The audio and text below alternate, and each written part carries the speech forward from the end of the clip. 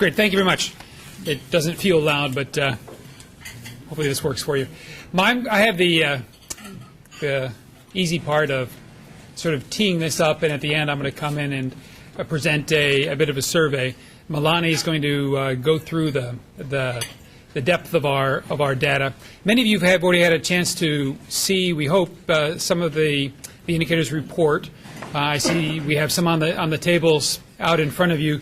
This is really an opportunity for the Juneau Economic Development Council to share with the community information about what our economy looks like. We do have lots of opinions and ideas about where it's headed, and we even have opinions about what we should do about it. This document and this presentation is not about that. This presentation is about sharing with people as objective as we can information about the current state of where Juneau's economy lies. And the way it is done, because of the timing of the data, it is a snapshot in time and looking back. So what it does is it allows all of us to enter into a conversation about if we know where we've been and know where we are, then we can have a conversation about where we want to go and what we need to do to get there. I meant to be hanging on that slide. This is I want to thank all of these organizations for their financial support. These organizations contribute directly to our ability to conduct research. The Juneau Economic Development Council has a support from the City and Borough of Juneau. We get core funding each year, but that's very limited for all of the many topics that we attempt to address. We make a special plea each year to organizations that are willing to provide a financial contribution that allows us to conduct this research and, very importantly, make it available to you online and in some printed copies. So thank you, those of you that see their names up there, and if you would like to see your name up there next year, we can arrange that. The mission of JEDC, we've been around since 1987. It's great to be here at Chamber. Always back in 1987, it was a bit of a crisis in the state, economic crisis. The Juneau Chamber of Commerce and the City and Borough of Juneau hatched the idea of the Juneau Economic Development Council, and it's been operating ever since. The mission of JEDC is to serve Juneau and Southeast Alaska. So it's always been part of our mission to be concerned about the entire region. The team at JEDC, we have an all-volunteer board. The chancellor of the university and the mayor of the city are permanent seats. We have 3 board members with us today. Darren, Greg, Drew, thank you for coming. They are all also appointed by the City and Borough of Juneau. So while JEDC is an independent nonprofit, it has a very interesting relationship with the city in that it delegates its authority to appoint its board members to the Assembly of Juneau, who appoints the board members. So there's that link to city government. Our portfolio of activities, we're really not going to go into that today, but I did want to take an opportunity just so that people get a glimpse of those. Of where JEDC puts its efforts. We have, as you saw on the slide before, we're fortunate to have a group of very talented staff members. We have a strategic plan, and within that plan we emerge several project areas. And in addition to these project areas, we have things we call special initiatives. One, as I look at Bob Varness here in the crowd, one of those is supporting entrepreneurship. I'll make a plea to this crowd to engage with us on Junior Achievement. Junior Achievement is a very important program to bring business education into the classrooms. It's been around Juneau for a long time. It needs care and nurturing and continued commitment from people in the community. Lance is a volunteer in one of the classrooms. Please see us about I'm helping to help young people to understand about the importance of private sector economy, and we can, between Bob and I and others, we can get you into the classrooms. So with that, I want to move to the topic of the day, which is the Juneau and our economy. And again, while we are in 2011 and we're getting fairly close to 2011, this is really looking at 2010 numbers, last year's numbers. And we do have some updated numbers when available throughout this presentation that Meilani will share with you. But basically the story is that 2010 relative to 2009 was certainly good for Juneau. Population is up, employment is up, payroll is up, unemployment was down, school enrollment is up, housing starts are up, and home values are increasing. Now that is rosy. I've been accused of being too optimistic. I'm actually not very terribly pessimistic about Juneau's economy. I think we have a strong economic base with state and federal government, and we have strong industries around us with the mining industry, tourism industry, seafood industry. So it is not gloom and doom. We do have plenty of challenges. As good as 2010 looked, it didn't make up for all of the losses in 2009. So I don't want to say that we're doing that. There's not more improvements that we should expect. So with that, I'm going to turn it over to Meilani. Meilani is part of our program team, but she also has the designation as our lead researcher. So we're really grateful to Meilani for pulling together lots of the documents and that you see emerge from the Juneau Economic Development Council. Meilani. Change my mind.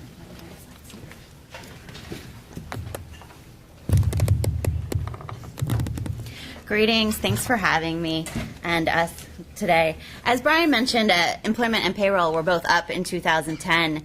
The Juneau average employment increased by 2.3%. That's 404 jobs. And on average, payroll increased, well, altogether, payroll increased by $36 million in 2010. So that's a 4.8% increase to just about 18,000 jobs. I'm going to try to fly through these slides because we put way too many of them in here. So we'll go quickly, and then we'll get your questions later.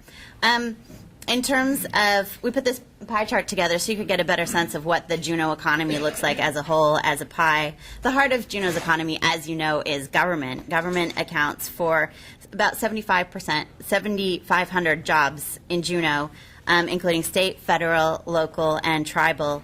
Juneau's government workers earned $400 million in 2010. That's just about half of all Juneau wages.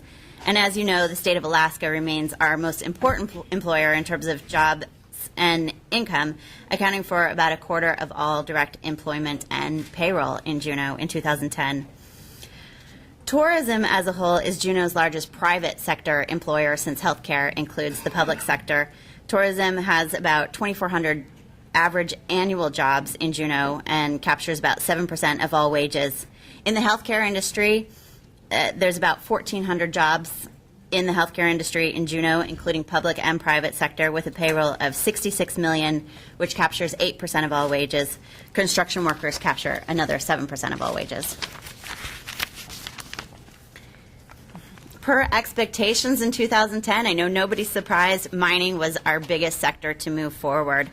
The sector grew by 26% in Juneau in 2010, capturing 106 more jobs than it had the previous year, thanks to Kensington opening in June of 2010.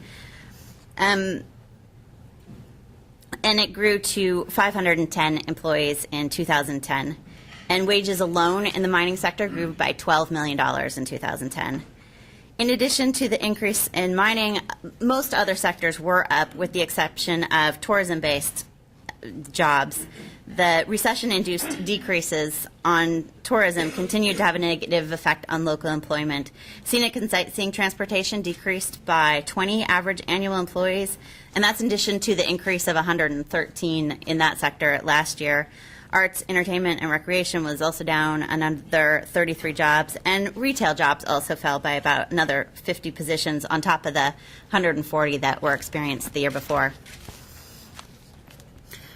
Well, government jobs are basically flat in 2010. I did want to report that for the first time since 2003, both state and federal employment was up in 2010. So even though it's flat, they're still both up.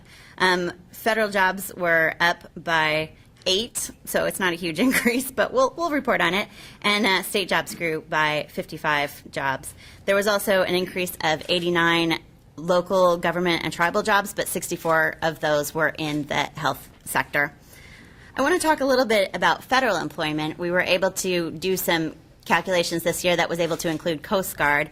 And when you take into account all federal employment accounts for 1,200 jobs in Juneau and a payroll of $95 million. It's significant. Federal employment counts for 6% of all jobs, but 12% of all local employment. 27 federal agencies have operations in Juneau, and as I mentioned earlier, the Coast Guard is a big one. It's actually the biggest, and it has 363 employees in Juneau in 2010. Juneau federal employees in Juneau earned more than any other sector except for mining. Mining earned the most, and federal employment on average earned more than twice the average Juneau sector wage of $44,000. The lowest paid jobs include child care workers and work for religious organizations. You can see them all the way at the bottom. In terms of unemployment, Juneau's doing quite well. The story here is really that even though nationally unemployment has been a problem, it hasn't been a problem in Juneau. In September, Juneau's unemployment rate was 4.5%, which was extremely low compared to the national rate of 9.1%. And you can see that overall in 2010, the average unemployment for the whole year in Juneau was 5.8%. Moving on to demographics. Between 2009 and 2010, I'm happy to report that the population of Juneau was up, the population of Southeast Alaska was up, but also if you take Juneau out of the Southeast Alaska population, the regional population without Juneau also had an increase in the population. So all of those three populations were up. The population of Juneau was up by 1.1%. That's about 330 people to just over 31,000. The population of the region increased by 523 people. That's an increase of less than 1%. And one of the big stories I want to point out this year, every year we get up here and we say the population outside of Juneau in the region is decreasing quite a lot. And last year we told you that between 2000 and 2009, the population of the region outside of Juneau had decreased by 9%. And with the census this year, we have better numbers. So we're actually really happy to say that we've been over-reporting the losses. Between 2000 and 2010, the loss of population in the non-Juneau region was only 4.7%. So it's still significant, but it's not as significant as we've been talking about. However, that's not to say that some communities in our region have had significant declines, because they have. Between 2000 and 2010, just let me point out that there's 34 communities in Southeast Alaska with a population of more than one. And between 2000 and 2010, 25 of those communities lost population. And just looking at the 23 communities in Southeast Alaska with a population of more than 100, 9 lost between 12 and 20% of their populations, including Hoonah, Klawock, Kaufman Cove, Craig, Thorn Bay, Nocatee, Yakutat, Hollis, and Angoon. 3 communities actually lost more than 20% of their population, including Cake, Klekwan, and Pelican actually lost 46% of their population. Tenakee and Skagway enjoyed the largest percentage gains of the decade, increasing by 26% and 12% respectively. Juneau's population remained pretty much flat. We increased by 2% in the last 10 years. One way our demographics shifts is through a large population churns that our community, our region, and our state experience annually. Looking at Juneau right now, looking at our population, 12% of the people who are living in Juneau as full-time year-round residents right now did not live here a year ago. And conversely, 10% of the people who lived here a year ago are no longer living in Juneau. So we have these huge population shifts. It's similar to the region. It's similar to the state. It's very different than what happens nationally. Nationally, that churn is about 6% annually.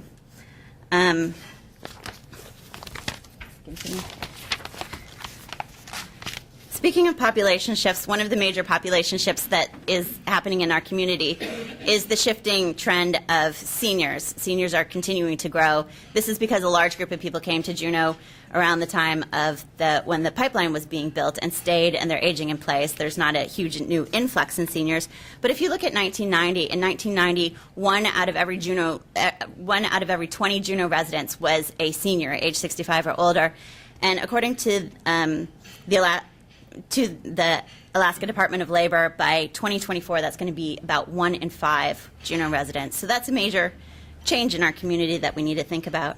According to the Alaska Commission on Aging, the number of older Alaskans is increasing at a rate of more than 4 times the national average, and Juneau and Southeast Alaska are aging at a rate even faster than that. Between 2000 and 2010, all age categories over the age of 50 increased, while all age categories under the age of 50 decreased, except for the 20-somethings. I'm going to get back to them in a second. The largest increase happened for those in their 60s. Between 2000 and 2010, the people in their 60s nearly doubled. What happened with the 20-somethings, you know that 10 years ago we were getting up here and saying, where's all the 20-somethings? We have no 20-somethings in Juneau. And the 20-somethings we have now are the children of baby boomers. They've grown up and reached their 20s. Now we have a lack of 30-somethings in Juneau. And if you look at actually my age group, the 35 to 39-year-olds, that's the group that had the biggest decline of 27%. So now we're just wondering where the 30-somethings are. And in 10 years, we're going to be asking where the 40-somethings are. Another change that's happened in our community is an increasing of the Native population, and this is from the 2010 census. The Alaska Native population increased from 16.5% in 2000 to 19.2% in 2010. That's an increase of about 1,000 Alaska Natives in Juneau, so that's a significant increase.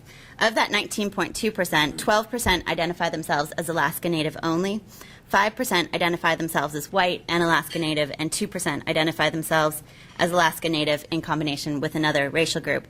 And just to compare regionally and statewide, we're very similar to the state. 19% of Alaska is Alaska Native, and 22% of the region identifies themselves as Alaska Native.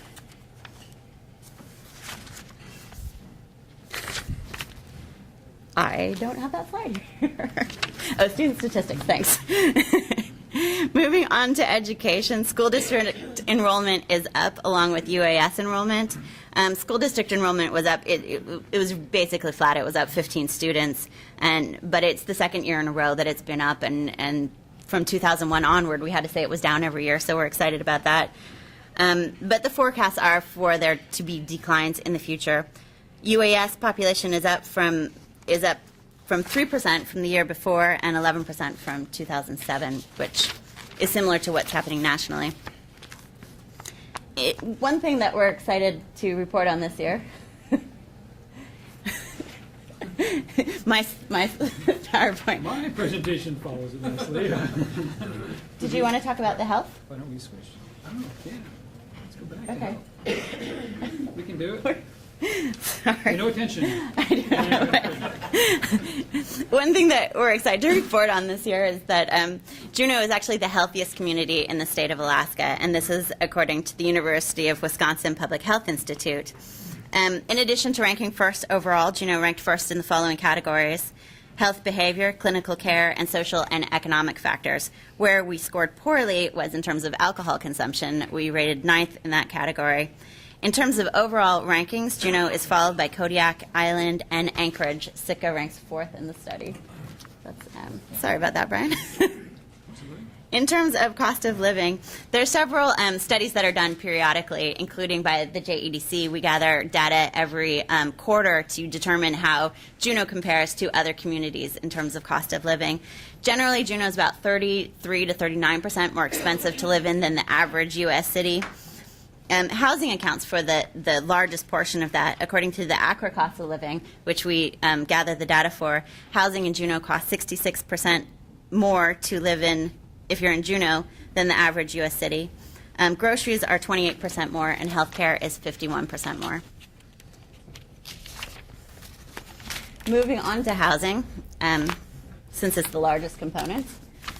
One thing that's really interesting in 2011 is that the price of the average single-family home, we take the average price of a single-family home just so it's apples to apples, so we only look at single-family homes.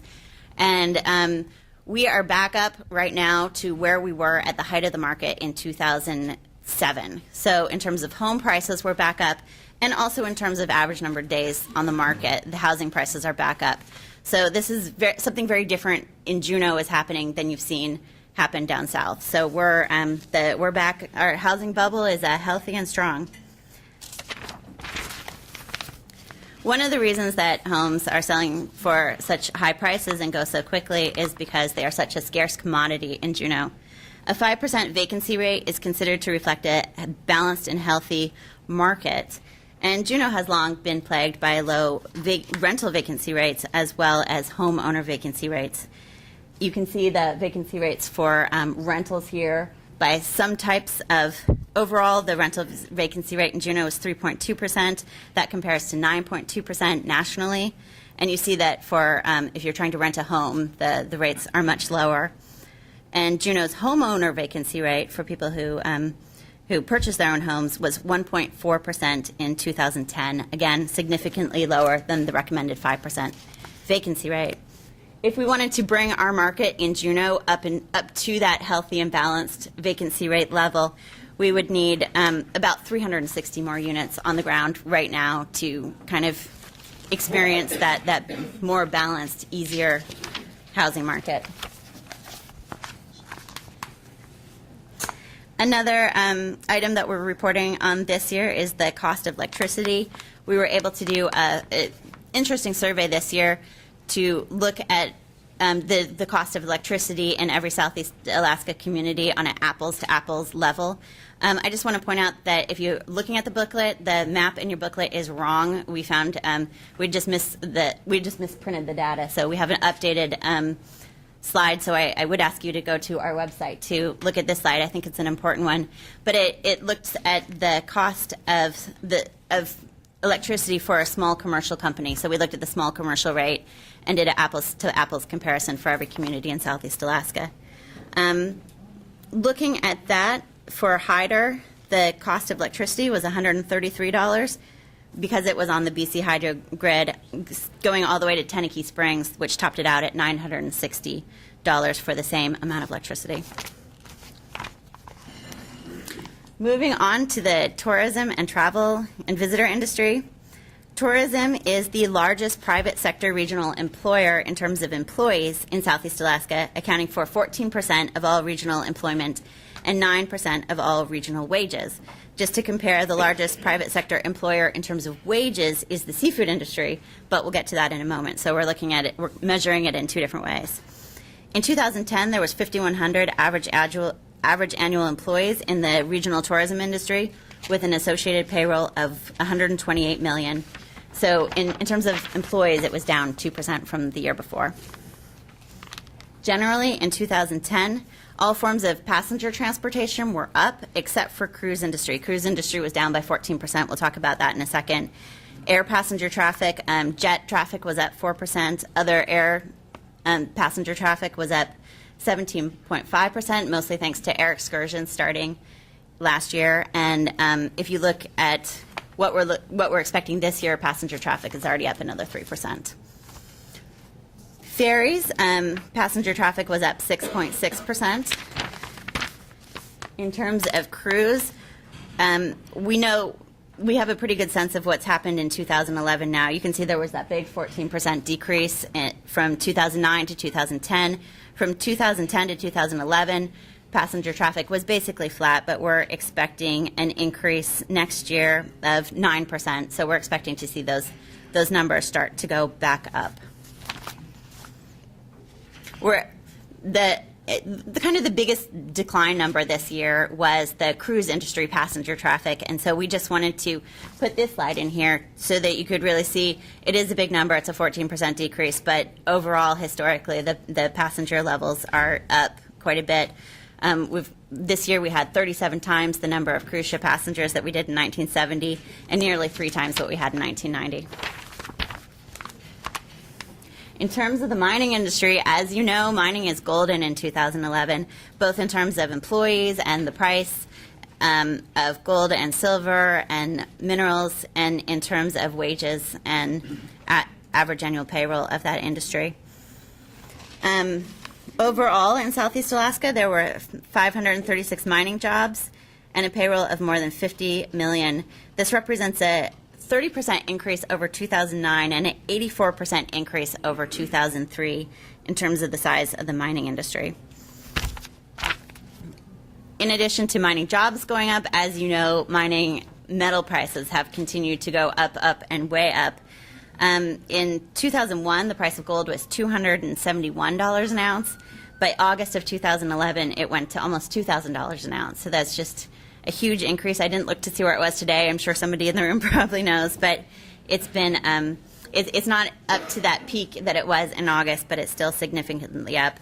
Price of silver has also increased even more dramatically, jumping from $4.37 an ounce in 2001, increasing 11-fold to its peak in April of 2011.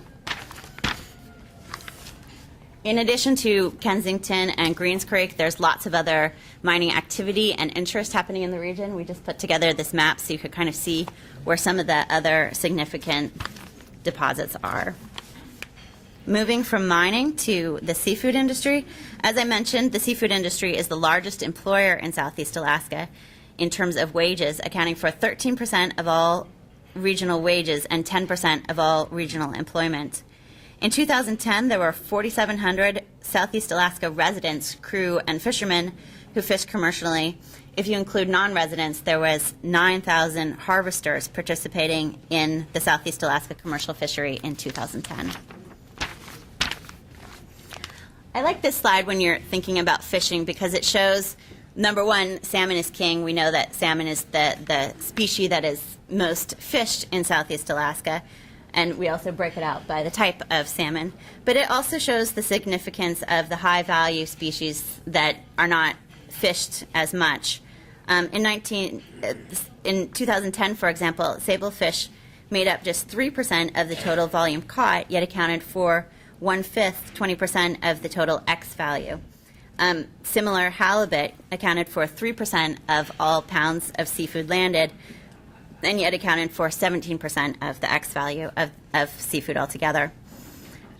Due to a significant increase in seafood prices in 2010, especially for coho, chum, and chinook, fishermen earned 25% more for their seafood in 2010 over 2009, despite a similar amount of pounds landed, and we're expecting to have similar increases for 2011. Timber, I think you know the story. Let's go past this. We've had a significant decrease in the industry. We're down to 215 employees, down from 3,400 2 decades ago. Healthcare industry, thank you, Jim, for your photo. We have, in terms of the healthcare industry regionally, there's about 3,100 employees in the healthcare industry. Search is the largest private employer of healthcare. They've got regional staff in 18 communities in Southeast Alaska, including a Juneau staff of around 200. Bartlett Regional Hospital is the next largest employer with about 400 employees. And healthcare represents about 8% of all Southeast Alaska employment. I'd like to invite my boss back up. I know we've flown through a lot of things. We'll have some time for questions. I'd like to invite my boss back up to talk about our regional business climate survey that we conducted this last fall. Thanks, Meilani. And only when she says it do I feel like I'm her boss, believe me. Very talented organization we have. At the Business Climate Survey, we just want to share a little bit of information about some work that we did in trying to understand attitudes about business leaders in our region. This is about a year ago we did a survey of business owners and managers throughout Southeast Alaska. It's a survey that was done on a volunteer basis, so it is not. So it's only meant to give you a glimpse of what people think. It is not data that we could say definitively this is what business leaders think. It does represent, though, the 243 people that responded represent about 10% of the business owners or senior managers in our region. And what we have is we just want to share with you one glimpse of this. And this is, don't try to read this, we'll go into it more. But the question we asked was, how significant are each of the elements listed below to operating your business in Southeast Alaska?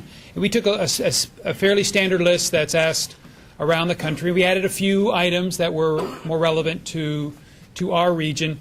And the green are those items that are benefits to operating your business, and the red and brown are those items that are considered a barrier to running your business. And so the point of this slide is that when talking to business leaders, they're quicker to outline the barriers. There's a lot more barriers than there are benefits. But let's look at the benefits and the barriers. On the benefit side, it's you guys are a great group to think about this. This is what many of your colleagues, that certainly those that participated, thought were the most significant benefits to operating a business in Southeast Alaska.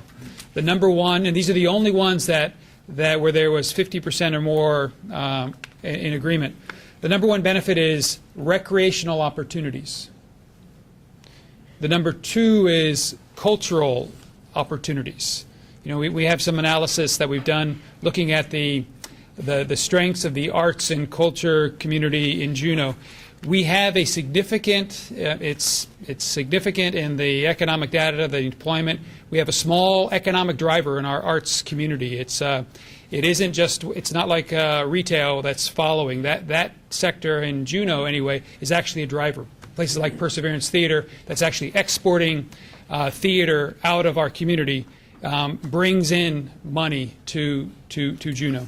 High-speed internet and safety. Those are the items that the business community said these are the benefits to operating your business. What you expect when you're looking at these relocation and these, we get all this stuff about trying to buy these services from these companies, about how to promote your great infrastructure and your great workforce and your great access to capital. Those didn't rank with our business community. Where they found barriers are these, and these are probably some more typical ones. And again, this is significant to operating your business in the region. Freight costs, just because everything comes up here on freight, it's probably understandable why that is considered a barrier. Business real estate, housing costs, federal and state regulations, transportation linkages, the cost of electricity, remember this is region-wide, road transportation, and job readiness of entry-level workforce. And that last one is especially concerning to me.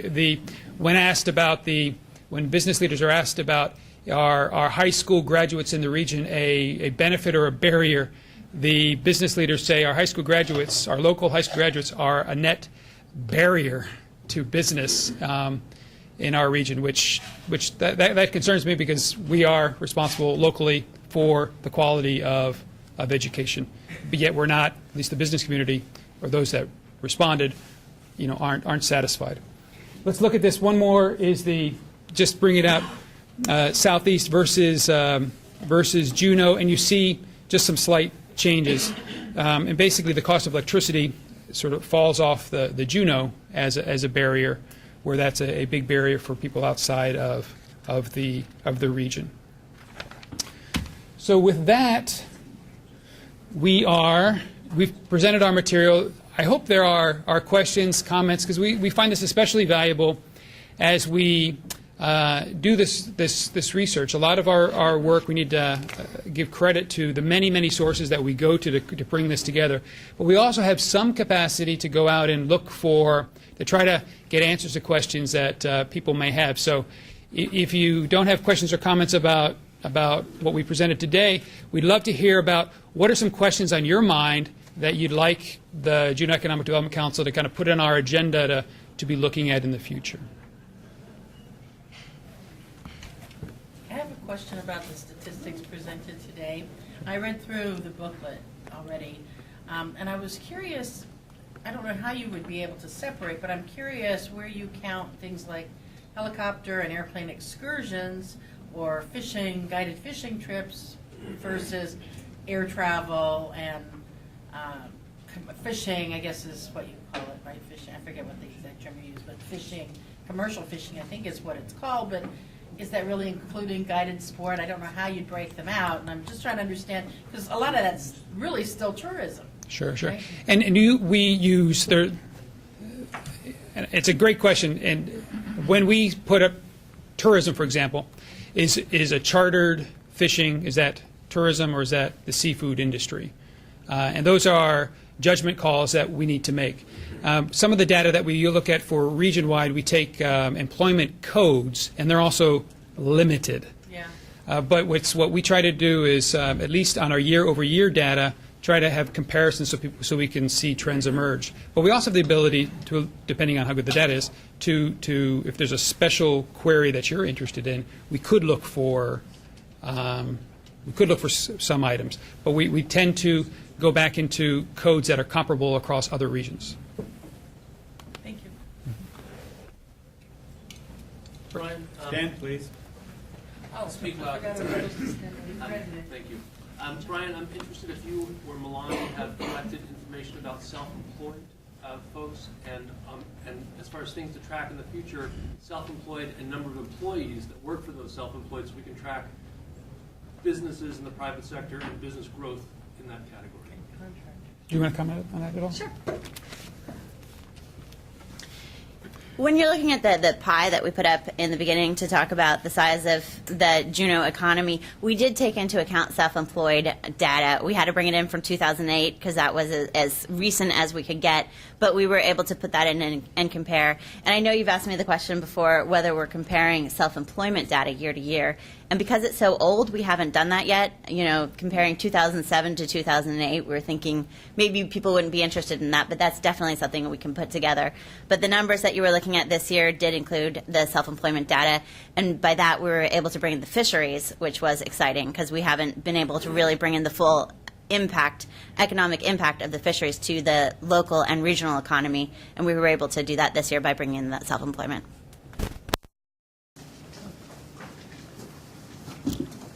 Bud Jager with the Nugget Mall. We have a concern we have for years. We deal with small, medium, and large retail. And I'm told that in Juneau, we're one of the few communities anywhere that we've found out that charges sales tax on commercial rentals. And it's the full 5% tax on commercial rentals, and I'm just wondering if the JEDC has looked into that. You know, an example would be that we may have a merchant over there that pays $100,000 a year in rent. They pay sales tax on that full $100,000. You can go and buy a car for $40,000, and they're all over the place nowadays, or $45,000 or higher. You pay sales tax on $7,500 of that. I'm told, and I've found out from the city, that they bring in about $1.5 million in rentals off of commercial rentals. It looks like a fairly small amount compared to the 80-some million dollars they bring in property and real estate, and sales taxes off of commercial. So I'm just wondering if that's been talked about or thought about. Yeah, thanks for that. But we did in 2009, we did the first part of what we had hoped to be a series. It's just a question of resources that we just haven't been able to bring all the money together to continue it, was a doing business in Juneau series. But the one element that we did tackle was taxation.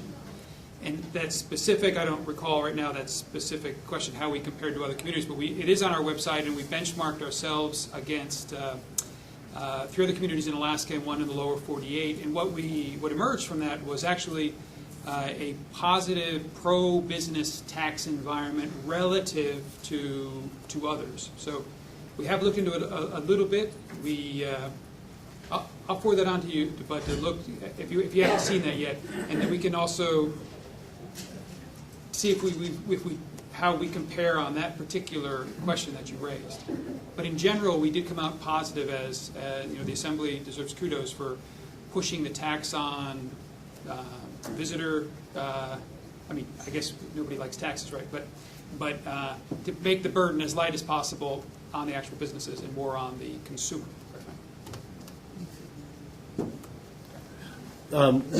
strategies, given that, we've had 10 years of indicators and 10 years of malaise, what growth strategies is the board working on now to break us out of this $30,000 trap or 30,000 person trap that we've been in for 10 years? Well, we have board members in the room, so I hesitate to speak for them. Certainly, the mission of JDC is Juneau and the region, and in that sense, growing the economy. We're such a small economy that we really need to look beyond just Juneau. So, an important project that we believe has a lot of promise is looking at cluster development, which is looking at those key industries that are driving the growth in our region, and then by bringing those people together, those business leaders together, have them create the agenda for what are the priorities in the ocean products industry, what are the priorities in the mining industry, what are the priorities of the visitor products industry. And this is a process that we embarked on at the beginning of this year, and we already have some results, meaning the visitor products industry has, through this process and engagement in large part with the federal government. There's so much of our economy in our region is dependent on the relationship with the federal government, since 95% of the land in our region is controlled by the federal government. They've been successful in increasing visitor days onto the Tongass, which will be increased sales and increased revenue for private businesses. So I think that's a sound long-term strategy, Brad. It doesn't, there are going to be examples along the way as we build, but I think what all of us need to do as regions is to identify what grows your economy, what creates the jobs in your economy, and put the emphasis on those industries. Retail doesn't create jobs. Retail follows other industries. So, not that there aren't important retail issues to address, but perhaps our first interest should be making sure that we have the environment so that the industries that do bring in outside wealth, can pay people so that we can get to the retail stores. Greg?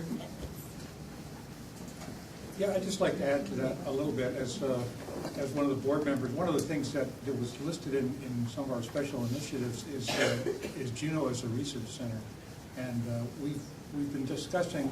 We've got a group of the board members, including Brian, other board members, who are looking at trying to capture a lot of particularly the federal jobs that have Alaska missions but are located outside of Alaska.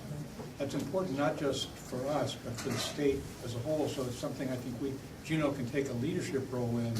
But the number of jobs are really quite significant. We know we've had, because of the Lena Point Center, there's been a lot of federal fisheries scientists brought here in Juneau, but it wasn't that long ago that was actually talked in federal government circles of closing the old Hawk Bay lab and moving those functions down to Seattle. And we're trying to reverse that trend. There are still several hundred just fisheries science jobs that are all Alaska dedicated that are still in Seattle. So that's one of the things that we're focusing on, is trying to capture those research jobs that can really add to our economic base. And that happened to coincide with the Assembly's, very pleased to see that the Assembly has also put that on their top 10 list for this year, is the Juneau as a research center. So I have one final question, and one of you gentlemen can answer this. Can you explain briefly to me how JDC takes all these numbers and then moves it into some sort of project or priority? You mentioned a couple of them. I mean, is it a board function? They sit down and they work through a course of a month or something and figure out what they're going to do? I'm just kind of trying to put in my own mind how these, the cluster issue or something that Bud had raised, how does that get raised? How does JDC focus on these top 5 issues versus these top 5? How does that work? We have since I've been at JDC since 2008, the board goes through an annual planning process.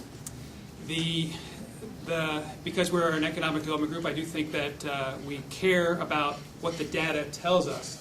But this data, as I tried to explain at the beginning, doesn't really tell you what to do. It just sort of paints a picture, and then there's bright people that dedicate their time to looking at understanding what Juneau's about, we look at best practices from other places around the world where they are more prosperous than Juneau.